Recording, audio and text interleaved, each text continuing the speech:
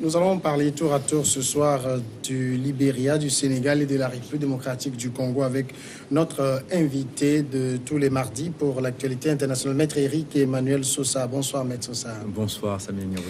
Nous commençons avec le Libéria où un fils de l'ancienne présidente Ellen Johnson Sirleaf se retrouve devant la justice. Il fait partie des 3 dirigeants de la Banque centrale du Libéria placés en garde à vue après la publication d'un audit indépendant révélant les méthodes peu orthodoxes de l'institution monétaire et de nombreux dysfonctionnements internes. Ces 3 doivent comparaître lundi pour la première fois devant un juge de Monrovia, Charles Sirleaf, fils de Ellen Johnson Sirleaf, qui a occupé de hautes fonctions au sein de la banque jusqu'à sa démission en août, et un autre dirigeant, Dorbor Hagba, avait été interpellé quelques heures après la publication jeudi de ce rapport rédigé par le cabinet conseil américain Kroll Associates.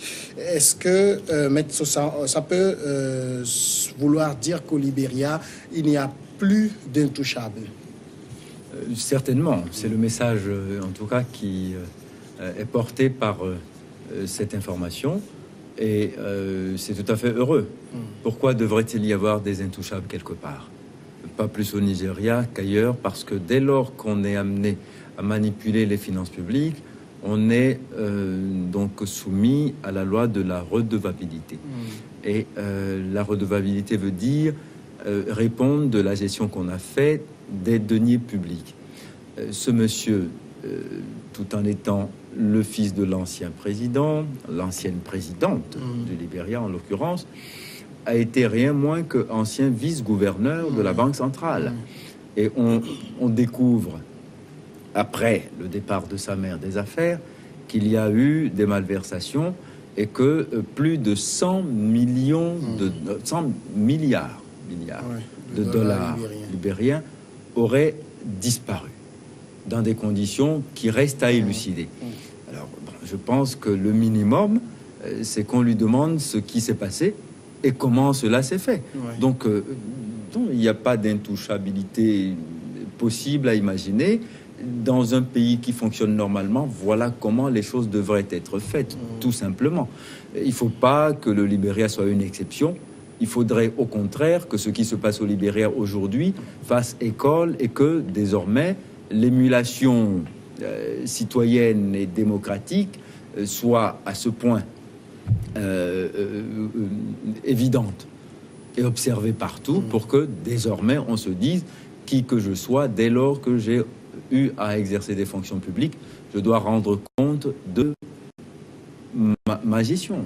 Mais ici, l'interrogation est peut-être justifiée dans la mesure où on se dit, est-ce que ça aurait été le cas si sa maman était toujours aux affaires? Peut-être pas. J'allais dire certainement pas. Et là aussi, c'est un peu dommage, mais ce n'est pas une spécificité libérienne. Monsieur Trump fait du népotisme aux États-Unis, et tout le monde sait que sous Trump, ses gendres et ses enfants qu'il a placés comme à des postes de responsabilité très élevés ne répondront jamais de rien s'ils ont fait quoi que ce soit de mauvais dans la gestion des affaires publiques. Donc oui, et ça on va dire c'est humain. Mais c'est malheureux lorsqu'il s'agit de parler des affaires publiques parce que attention, le mélange des genres veut que vous voyez, il ne devrait pas y avoir d'affect quand il s'agit de parler des affaires de l'État. L'État nous transcende tous. Et il y avait à cela, vous voyez, Staline disait, si c'était ma mère, si c'était mon père, je ferais pareil. C'est pas un modèle de démocrate, Staline. Mais il avait cette vision très élevée de la chose publique et il y avait une forme de dévotion quasi religieuse de ce temps-là et qui est héritée de la révolution bolchevique. Et la chose publique est sacro-sainte, même si par ailleurs Staline a eu à lui aussi se commettre dans des méfaits que l'histoire lui a reproché. Mais bon, on a déstalinisé à souhait Oui. en Union soviétique de l'époque. Mais voilà ce que je veux dire par là, c'est-à-dire que en fait, il ne devrait pas y avoir d'impunité, tout simplement. Et on devrait faire en sorte, vous voyez, on a eu de grands chefs d'État africains qui ont écarté leurs enfants de la sphère publique. Senghor, Houphouët-Boigny et dans une certaine mesure Sékou Touré. Aucun de leurs enfants n'a touché aux affaires publiques. Et même après eux, ils ont toujours réussi à se tenir à distance de la sphère politique et publique. Voilà, c'est des bons exemples à suivre. C'est des bons exemples à suivre. Alors là, par exemple, c'est un audit d'un cabinet américain qui révèle les malversations. Est-ce que on n'est pas tenté de dire aujourd'hui que cet audit vient un peu tard? On aurait pu commanditer l'audit un peu plus tôt, du temps de Ellen Johnson Sirleaf, parce que on sait le Nigeria éminemment gangréné par la corruption. Bon, pour tout vous dire, je ne sais pas exactement à quel moment est-ce que l'audit a été commandé. Pour vous dire si ça arrive tard ou à point nommé. Mais toujours est-il que l'État libérien a quand même pris l'initiative de faire auditer les comptes de la Banque centrale du Libéria. Et c'est à la faveur de cet audit qu'on a découvert qu'il y a eu ces malversations. Et pour l'instant, le fait que... Bon, je tiens beaucoup au principe de la présomption d'innocence. Ce n'est pas parce qu'il s'appelle Sirleaf que forcément, il faut lui trouver des poux dans la tonsure si rien ne lui est reprochable. Mais quand même, il faut que les responsabilités soient situées rapidement pour que s'il est responsable de quelque chose, le fait qu'il s'appelle Sirleaf ne soit pas un élément à charge ou à décharge. Voilà. Nous passons maintenant au Sénégal. Karim Wade, le fils de l'ancien président, a été débouté par la Cour de justice de la CEDEAO. Cette cour a rendu son verdict le lundi 4 mars sur le dossier du fils de l'ancien président sénégalais. L'institution a tout simplement débouté Karim Wade suite au rejet de son inscription sur les listes électorales suivi de l'invalidation de sa candidature par les 7 sages du Conseil constitutionnel du Sénégal. Karim Wade a saisi la Cour de justice de la CEDEAO pour une requête qui vise l'État sénégalais. Donc, dans la matinée de ce lundi, la Cour s'est prononcée sur la requête du candidat recalé du PDS. Le verdict est sans appel. Karim Wade est débouté sur toutes ces requêtes. Maître Sosa, il fallait aussi peut-être s'y attendre un peu à ce genre de décision. Vous voyez, encore un fils de... Bon. Oui, écoutez, il fallait s'y attendre, et je dirais même que, indépendamment de la personne de Karim Wade, il faut quand même faire le clair sur la situation. Quels sont les motifs pour lesquels il a été déclaré irrecevable? La Constitution sénégalaise et le Code électoral sénégalais ont fixé les conditions d'éligibilité. Et ces conditions d'éligibilité ne sont pas remplies en ce qui concerne M. Wade Karim. M. Wade Karim, personne ne lui reproche d'être le fils de Abdoulaye Wade. On lui reproche principalement d'avoir un casier judiciaire qui n'est pas vierge et que ce casier judiciaire supporte des condamnations qui sont lourdes et qui vous rendent inéligible. On lui reproche notamment le fait que, bon, par exemple, au moment où il a fait sa saisine, il venait juste de renoncer à la nationalité française, alors que le code électoral sénégalais exige que l'on ne se prévale plus d'aucune autre nationalité que la nationalité sénégalaise quand on veut briguer la magistrature suprême au Sénégal. Donc, voilà des éléments qui sont purement juridiques et qui devraient logiquement aboutir au rejet de toutes ces demandes.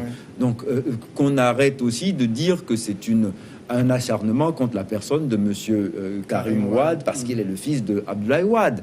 Ce qui est absolument dommage, et ça c'est un commentaire complètement hors du sujet mais qui est personnel, c'est que le PDS n'ait pas trouvé en son sein d'autres cadres capables de supporter sa bannière pendant les élections présidentielles et que M. Wade nous fasse croire qu'en dehors de son fils, personne au Sénégal n'est capable de représenter le PDS. C'est ça ce qui est le plus fâcheux et le plus déprimant dans cette affaire-là. C'est pas que Karim Wade ait été déclaré inéligible ou que ses requêtes aient été déclarées irrecevables. Mais là, c'est peut-être, comment dire, la faute à ses avocats. Ils auraient dû lui expliquer que les moyens n'étaient pas fondés. Écoutez, je ne sais pas.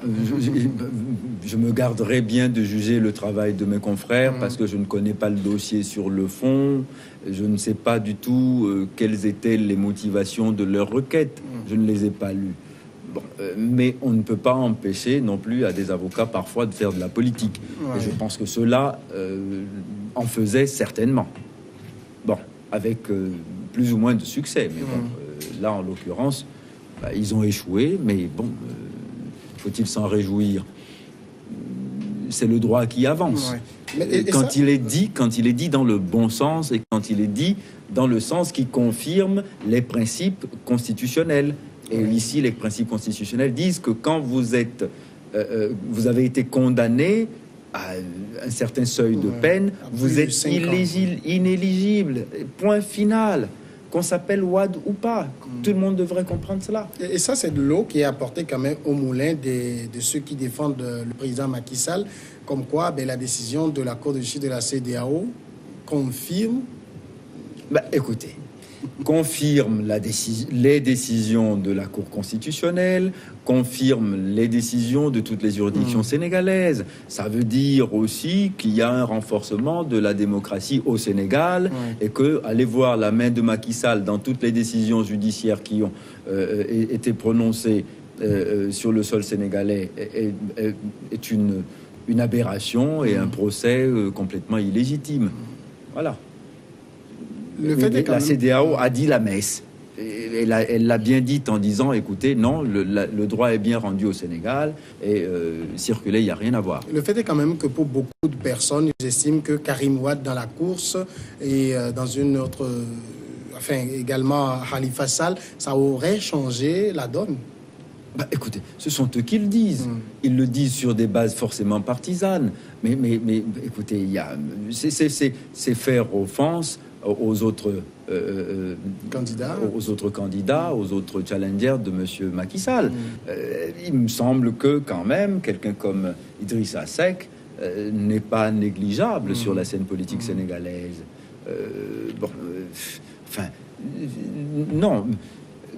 On veut trouver des martyrs faciles et commodes parce que ils ont eu maille à partir avec la justice, donc forcément ce sont des prisonniers politiques, donc forcément ce sont des victimes d'un système politique. Non.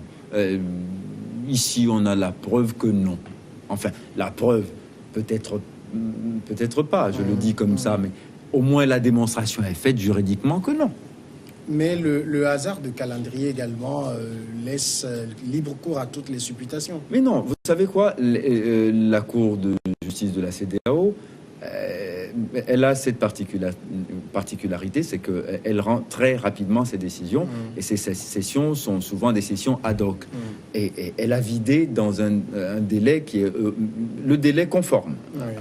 Procéduralement, c'est comme ça que ça se passe. Bon, maintenant que ça coïncide avec... la confirmation du résultat du scrutin des élections présidentielles par la Cour constitutionnelle est une pure coïncidence. Parce que ça intervienne 2 semaines après, ou même dans 2 mois, ça aurait changé quoi? Il n'a pas été candidat, point final. Il n'a pas été candidat, il demande à ce que une juridiction de statut international, supranational, disent si le droit a été respecté dans son pays. On vient de lui dire que oui. Si cette décision intervenait dans 2 mois, elle avait la même validité et la même portée juridique. C'est ça, c'est la seule chose qui compte pour moi. C'est vrai, le télescopage des calendriers, c'est une pure coïncidence, c'est un non-événement. Nous passons maintenant à la République démocratique du Congo. Le nouveau président Félix Tshisekedi a promis samedi d'accorder dans les 10 jours à venir sa grâce aux prisonniers politiques et d'œuvrer pour un retour rapide des exilés politiques dans le pays pour consolider les acquis de la démocratie dans notre pays.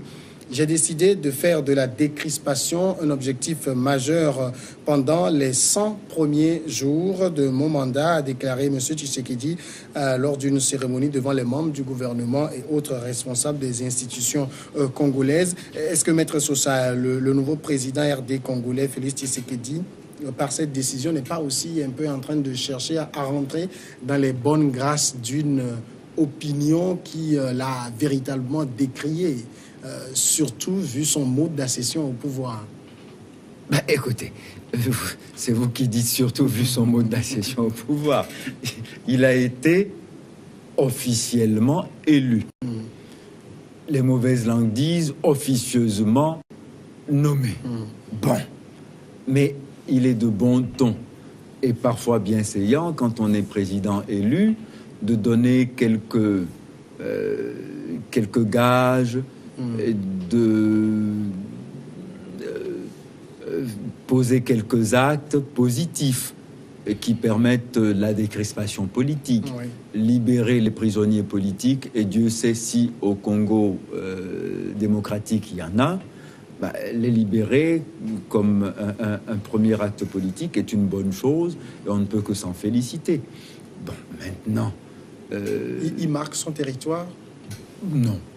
Je ne crois pas qu'il marque son territoire, parce que, de toutes les façons, s'il les maintient en détention, bon, il marque son territoire aussi. C'est une façon pour lui de dire qu'il n'est l'otage de personne. Parce que bon, il est pressé par une opposition qui lui fait un procès en illégitimité. Bon, et en même temps, il est marqué à la culotte par une majorité sortante qui est en train de lui faire comprendre tous les matins que c'est grâce à elle qu'il est là. Donc, bon, à un moment donné, il faut bien qu'il fasse son travail de président, et ça fait partie de la panoplie, on va dire, du président nouvellement élu. Mais a-t-il seulement le choix? Il ne peut pas faire autre chose que ça. Et pourquoi? Le leader du principal parti d'opposition, chantre de la démocratie, qui vient au pouvoir et qui ne fait aucun geste envers les prisonniers politiques. Eh bien, moi je vais vous dire une chose. Le geste le plus fort eût été, dès le premier jour qu'il a pris ses fonctions, de l'avoir fait. Voyez? Ça aurait été quelque chose de beaucoup plus fort encore. Ça aurait été une façon pour lui de témoigner de sa liberté d'action, de sa légitimité totale, et de dire ce qu'il faut à tous ceux qui sont ses contempteurs et qui lui font des procès en tout genre. Et bon, il a attendu, à mon avis, trop de temps, 100 jours pour faire ça. Non, les principes sont les principes. Si vous êtes viscéralement contre, aussitôt que vous avez le micro-pouvoir de changer les choses, changez-les immédiatement. Ça vous grandit toujours. Mais là, il a attendu, il a donné peut-être trop de temps aux politiques et pas suffisamment aux symboles. Et c'est là-dessus que je dis, il l'a fait, mais c'est pas qu'il n'avait pas le choix. C'était probablement la chose qui s'imposait avant toute chose encore, avant même la formation d'un gouvernement. Lequel gouvernement également est encore attendu. Bien sûr, mais là, au moins, si vous voulez, il s'approprie totalement la légitimité qui est la sienne. C'est moi qui suis l'élu et c'est moi qui décide que il ne devra plus y avoir de prisonniers politiques pendant que je suis président. C'est-à-dire pas une heure de temps. Pendant que je suis président, il ne devrait pas y avoir de prisonniers politiques. Ça aurait eu de la gueule. Aujourd'hui, mais là, on est dans le petit jeu politicien. Donc, du coup, ça donne droit à des spéculations encore sur, voyez, la portée symbolique de l'action. C'est dommage. Aujourd'hui, c'est quand même une grande avancée de parler de prisonniers politiques, parce que au moment où ces personnes étaient condamnées, on se refusait en RDC à parler de prisonniers politique. Oui, ben certains sont en prison, d'autres ne le sont pas. Ils sont en exil. Dire que M. Katumbi a été victime d'un procès politique est une lapalissade. Bon. M. Katumbi n'est pas dans les grandes faveurs du régime sortant, du clan Kabila, mais pendant longtemps, il a été l'allié politique de Tshisekedi. Bon, il aurait été très fort en symbole de dire, pour mon investiture, j'invite Moïse Katumbi. Ça aurait eu de la gueule. Ça aurait été faire un front à Joseph Kabila aussi. Pourquoi affront? Mais il est ancien président, je suis le nouveau président. Mais chef de la majorité, d'une majorité très, très, très confortable. Mais écoutez, si constitutionnellement j'ai le pouvoir, parce que c'est une prérogative régalienne du président de la République, d'accorder des grâces, j'accorde une grâce présidentielle à quelqu'un qui est décrié comme un opposant politique à celui auquel je succède. C'est une façon de démontrer que je suis libre et que je ne suis sous aucune tutelle politique. Malheureusement, c'est pas le cas. Mais bon, on verra. Moi, je souhaite beaucoup de chance à M. Tshisekedi, sincèrement. Maître Sosa, merci d'être passé répondre à nos questions. Avec plaisir. Nous observons la pause et après le journal, on est ensemble dans Regard Croisé.